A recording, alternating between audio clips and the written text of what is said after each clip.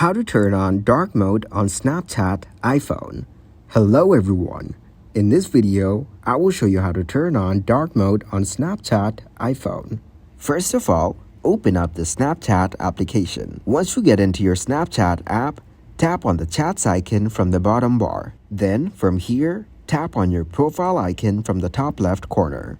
Now, from your account, tap on the settings icon from the top right corner. Then scroll down in settings, and you will find the app appearance option in here. Now simply tap on the app appearance option, and you can get 3 or 4 options which can be selected for your app appearance. So simply choose the always dark option from here. And as soon as you choose the always dark mode option, you can see your Snapchat turned into dark. Also, check out our video on how to see if someone viewed your Snapchat profile. Thank you guys for watching this video. Hope you got some value. Make sure to like the video and subscribe to the channel to get notified for new videos.